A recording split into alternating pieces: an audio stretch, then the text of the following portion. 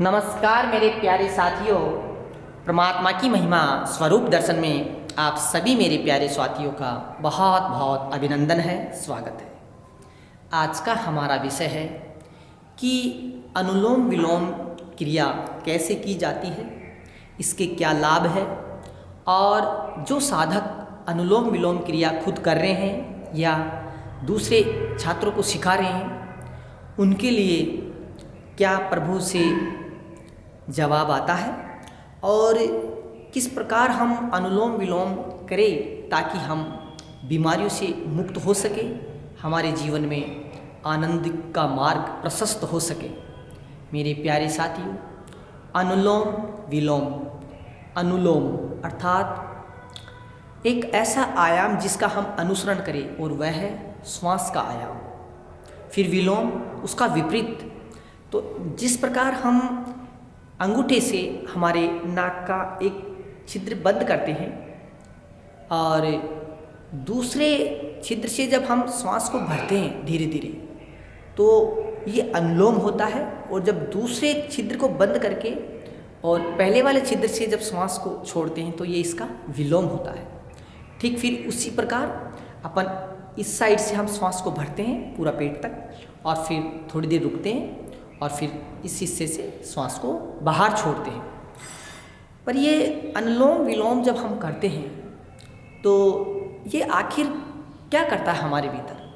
मेरी प्यारे साथियों, आप जानकर हैरान रह जाएंगे कि हम इस क्रिया को करके कर क्या रहे हैं। जब आप इस तथ्य को समझेंगे, इसके पीछे का विज्ञान समझेंगे, तो आपको चमत्कारिक परिणाम मिलेंगे और आपको इस वीडियो के बाद में खुद को अनुभव होगा कि हमें इसका आज तक पता ही नहीं था कि ये क्या चीज़ है। ऐसे मैं सभी मित्रों के लिए नहीं बोल रहा हूँ ये बात, पर ठीक है, जिनको नहीं पता है वे इस चीज़ के लिए समझे। मेरी प्यारी साथियों, कई बार क्या होता है कि जैसे हम मेले में जाते हैं या रोड पर चलते हैं तो हमारे साथ हमारे बच्चे भी चलते हैं और जब वह हाथ छुड़ा के थोड़ा दूर चलने लगते हैं तो हमें ये डर लगता है कि किसी साधन से कहीं बच्चा टकरा नहीं जाए, तो हम उसका हाथ पकड़ के वापस लाते हैं। ऐसे बोलते हैं, बेटा सीधा चलो, उसको पकड़ के लाते हैं। तो ठीक इसी प्रकार जब हमारा मन कहीं और शरीर कहीं और होता है तो हमें डर लगता है, हमें बेचैनी आती है, हमारे को बीमारियां सताने लगती है। तो ये श्वास क्या करता है, अनुलोम विलोम क्या करता है कि ये पूरा शरीर श्वासों का ही ढेर है। श्वासें अनगिनत श्वासें इकट्ठा होकर इस शरीर का रूप धारण कर रखी है।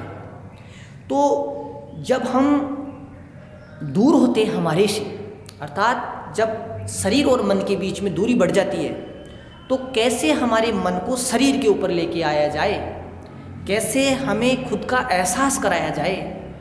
उन एहसास कराने वाले जो अनंत तरीके हैं उन्हीं में से एक तरीका है अनुलोम विलोम।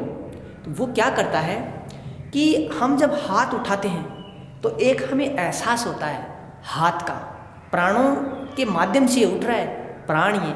और जब हम यहाँ पे अंगूठे से छिद्र को टच करते हैं और फिर श्वास को खींचते हैं तो हम अपने आप को ये याद दिलाते हैं कि हम जिंदा है, हम एक्टिव है, हम स्वस्थ है, हम सही है, हम खुद के लिए कुछ करना चाह रहे हैं, हम खुद को जगाना चाह रहे हैं, हम खुद को बीमारी से मुक्त करना चाह रहे हैं। ये भाव होता है उसके पीछे, पर हमें पता नहीं है कि क्या ये भाव होता है।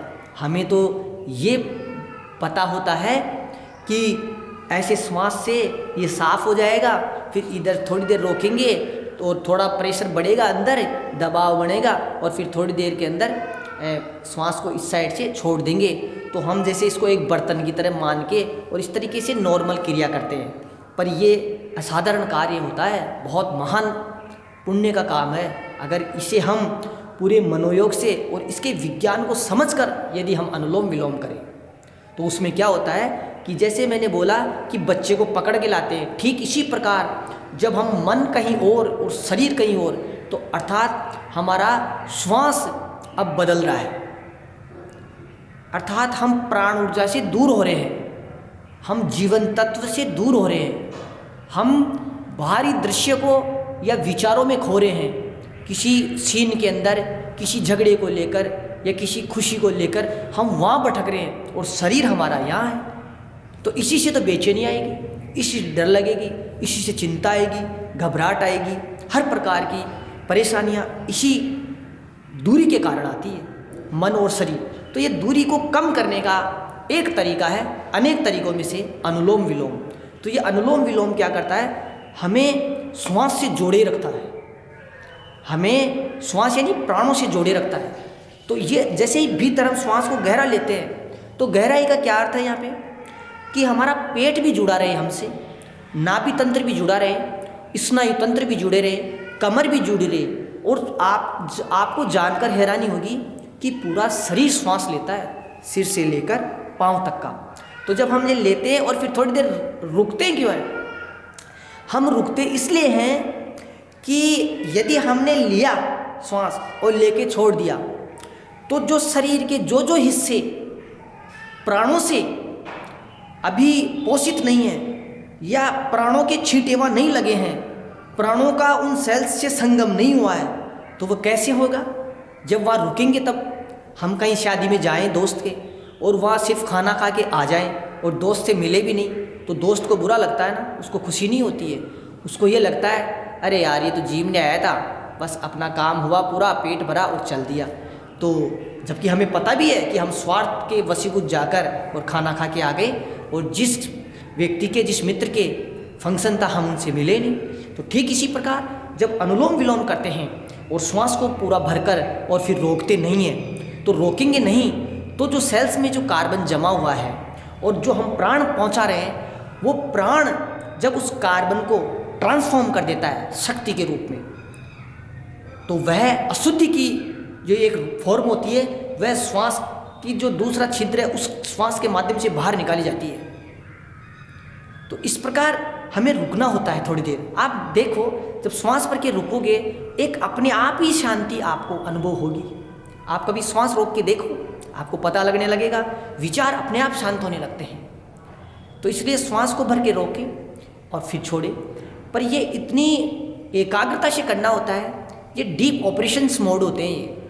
ये हम राह चलते अगर इस तरीके से करते हैं तो फिर इसके दुष्परिणाम भी होते हैं। ठीक है, वे अलग बात है कि कुछ मेरे मित्र इसमें महारत हासिल कर लेते हैं कि वे चलते हुए अनुलोम विलोम कर सकते हैं और वे बैठे कहीं जाते हुए बात करते हुए, पर ये सबके लिए सत्य नहीं होता है।